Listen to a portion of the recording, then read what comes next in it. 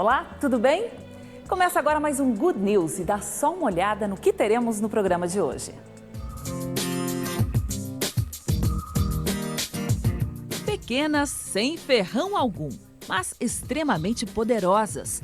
No Good News desta semana, você conhece as operárias das matas, as abelhas meliponas, que ajudam na germinação de quase 90% das flores, que no futuro darão origem aos frutos. Trabalham no reflorestamento de parques e corredores verdes da cidade do Rio de Janeiro. E o melhor de tudo, o mel produzido por elas ainda contribui para aumentar a renda de famílias que vivem no interior agrícola de Manaus, no Amazonas, e Mossoró, no Rio Grande do Norte. Um programa realizado em parceria com as equipes da Rede TV no Rio de Janeiro, Fortaleza e Manaus.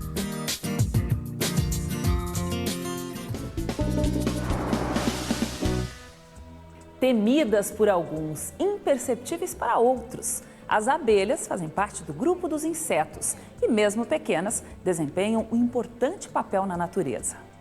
Dá só uma olhada.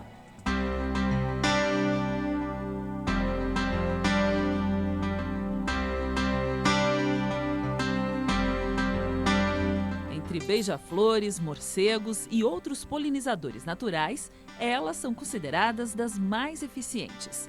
E de pensar que são, assim, pequenas trabalhadoras, que desempenham um importante papel na natureza.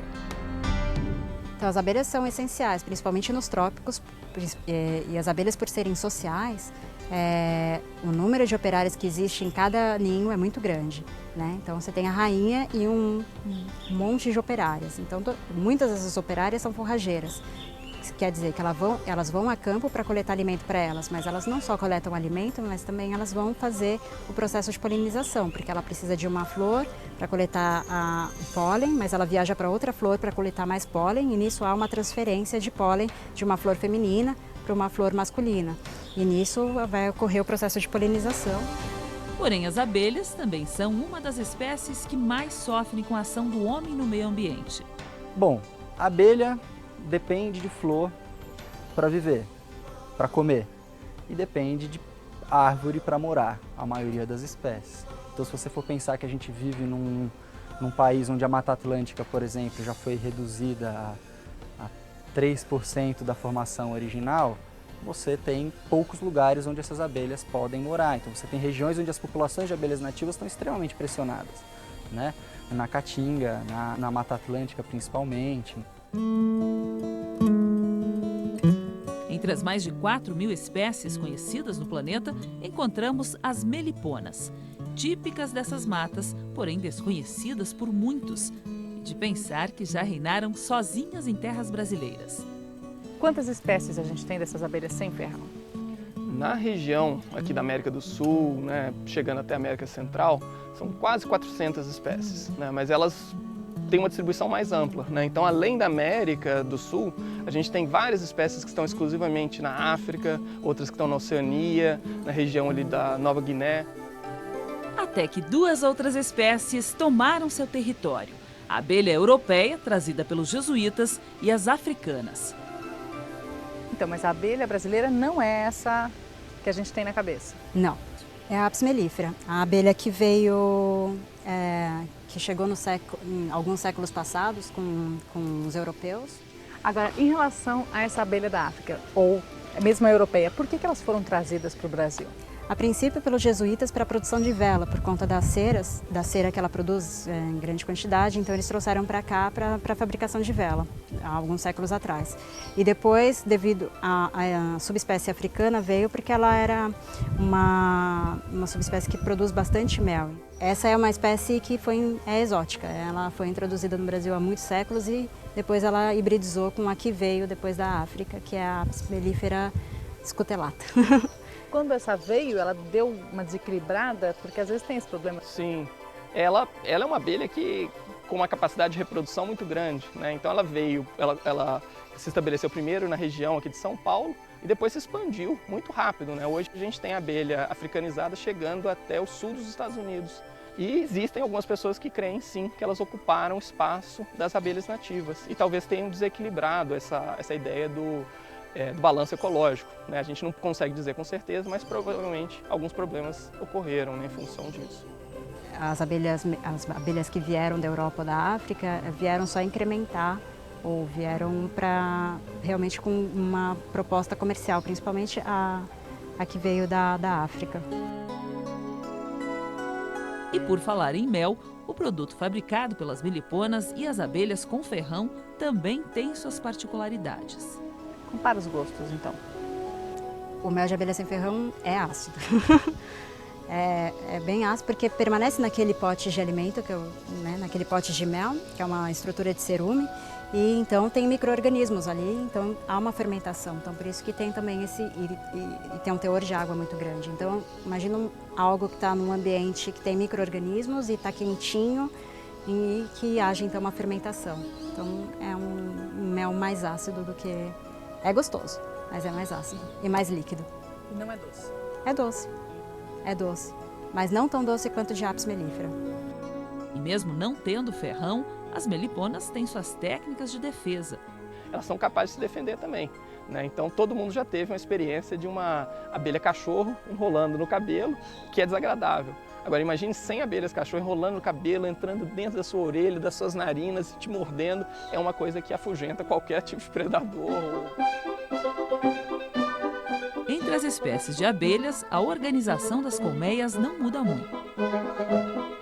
Então, a Apis, ela constrói os favos, primeiro que são favos verticais, construídos de cera branca, cera pura, né? E que tem alguns favos que ela usa para armazenar o alimento, né? No caso o mel. Quem nunca comeu mel no favo? E em alguns favos ela se multiplica, então a rainha coloca os ovos, e cada ovo eclode, nasce uma larva, a abelha cresce e vira uma abelha adulta. Tá? As abelhas nativas, elas separam a área de reprodução, né, o ninho da área de alimentos, são estruturas completamente separadas, diferentes. Então, por exemplo, essa estrutura que eu estou segurando é a parte de um ninho em cada uma dessas células. Tá? A rainha coloca um ovo, o ovo vai originar uma larva que vai se alimentar de uma quantidade de alimento que é depositada pelas operárias dentro de cada uma dessas células e vai se desenvolver até virar uma abelha adulta. Tá?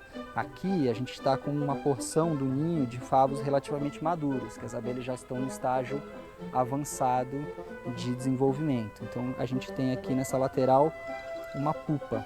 Tá? Aqui na verdade cada ovo originou uma larva, vou deixar aqui em cima. Essa larva foi crescendo dentro da célula de cria, chega uma hora que essa larva constrói um casulo e dentro desse casulo ela passa por um processo de metamorfose e vira uma pupa que já tem esse jeitão de abelha que vai se desenvolver mais até virar uma abelha adulta. Além de ajudar na manutenção das matas e florestas, as meliponas também são importantes para a agricultura. O café, por ele mesmo, não precisa de polinizador, porque ele se autopoliniza, né? Por gravidade. Mas quando as abelhas visitam as flores do café, eles têm um aumento de 20% na produtividade. E que para o produtor é muito importante. Imagina 20% a mais na produção agrícola dele. Então, se estima que 75% das culturas agrícolas no mundo dependem de polinizadores, seja abelha, seja qualquer outro tipo de polinizador, mas de um animal que polinize. E 88% mais ou menos das plantas com flores depende de polinizador. Então, o valor da polinização de uma abelha, seja ela solitária, social, é muito alto.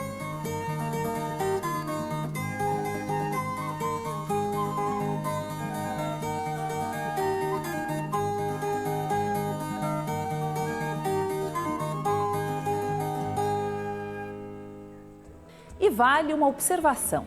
Só para você ter uma ideia do trabalhão das abelhas operárias, cada uma faz em média 40 voos diários e visita mais de 40 mil flores. Tudo para coletar pólen e néctar para abastecer as colônias e, de tabela, produzir mel para o ser humano. Agora que você já conhece as abelhas meliponas, que tal descobrir como elas estão ajudando a reflorestar a cidade do Rio de Janeiro? Dá só uma olhada.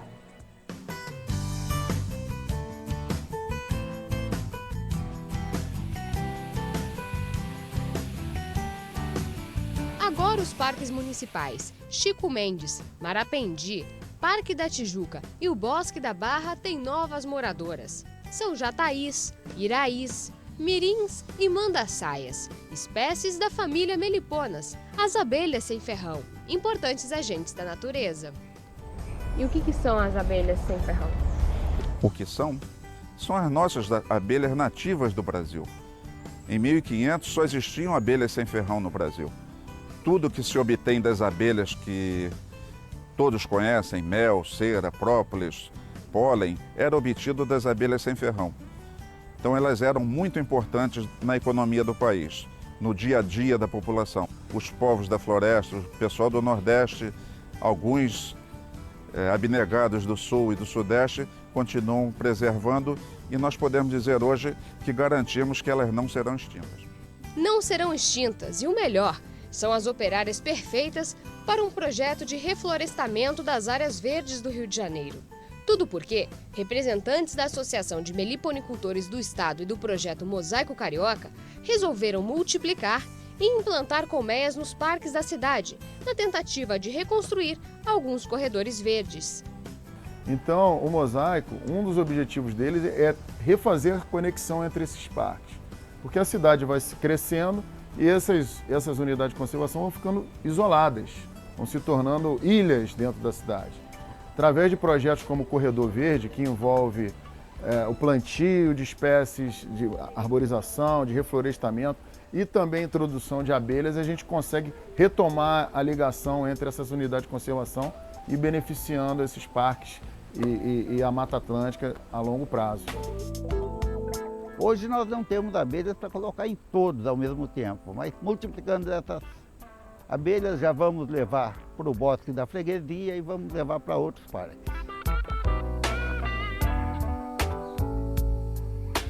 O primeiro desafio era aumentar o número deste exército de polinizadores, lição que aprendemos com o seu Gessimar. No Parque Marapendi, ele mostra como é feita a multiplicação das colmeias, neste caso, de abelhas mandaçaias. Essa é a estrutura do ninho. Aqui são os potes onde elas armazenam mel e pólen. Esse bojo aqui é onde nós vamos encontrar os discos de cria que nós vamos trabalhar neles para fazer a divisão. Com todo cuidado para não danificar as células e temos acesso aos discos. A melhor ferramenta ainda é a mão, viu? Normalmente são 25% das células fornecem princesas.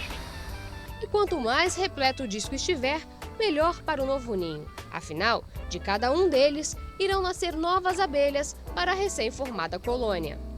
Tudo isso aqui é o geoprópolis, que elas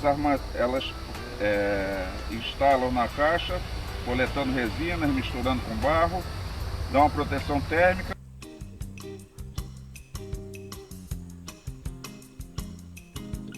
Dos 8 discos da colmeia matriz, seu Gessimar tira 3 para a nova colmeia. Essa multiplicação que a gente fez agora, ela pode ser feita de quanto em quanto tempo? Eu aprendi que uma vez encontrado o enxame forte, com alimentos, crias suficientes, você pode dividir. Então, digamos, no momento em que esse enxame tem 8 discos de cria, no caso da mandaçaia, você pode dividir e começar de novo com 2 vezes 4. Eu crio outras espécies. Meu critério é o seguinte: chegou na tampa, divido ao meio e começo tudo de novo. A importância é que hoje estamos num déficit de polinizadores naturais. Se nós esperarmos que a multiplicação seja a critério da natureza, vai demorar muito tempo e nós não temos esse tempo para esperar.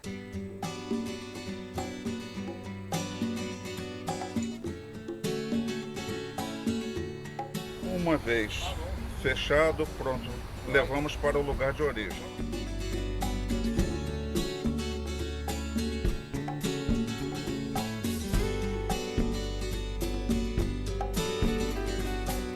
As abelhas que ficarem voando aqui irão para a nova caixa.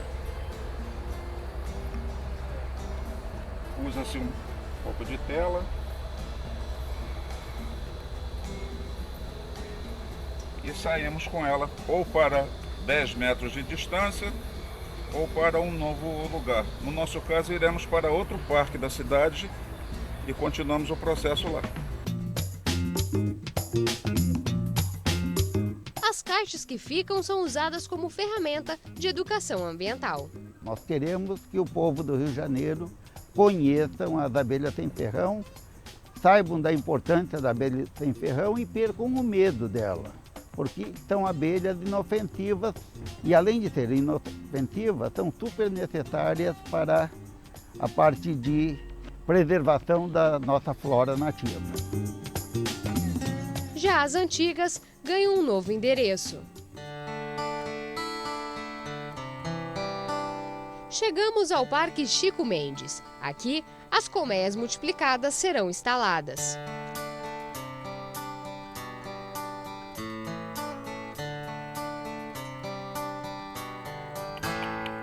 Pronto, mais 10 dias e as novas abelhas irão nascer para coletar o néctar e polinizar as flores.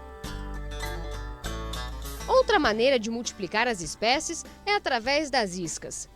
Os meliponicultores colocam garrafas plásticas nos troncos de algumas árvores com o objetivo de atrair uma abelha, e dali irá surgir um outro ninho.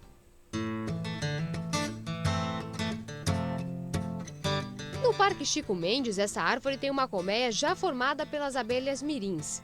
Já nesta outra, encontramos 7 colmeias, entre elas 4 de iraís, uma de mirim e uma de jataí.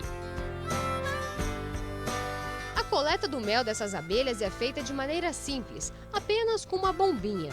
Uma caixa da espécie mandaçaia pode produzir até 1,5 litro de mel por ano.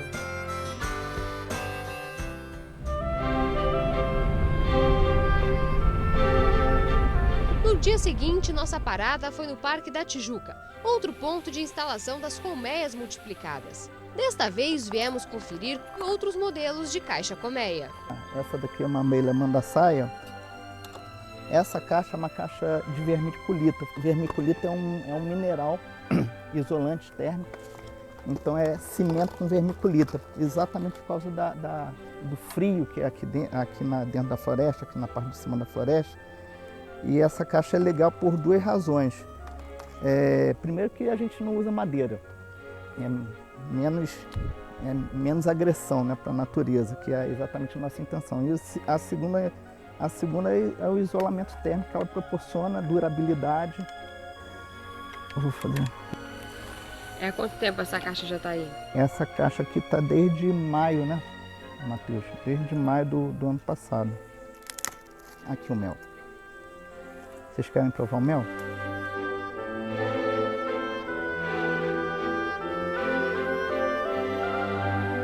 Gostou?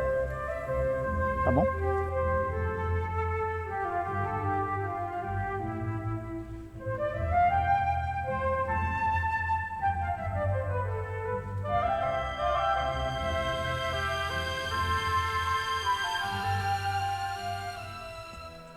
No próximo bloco, a Sociedade das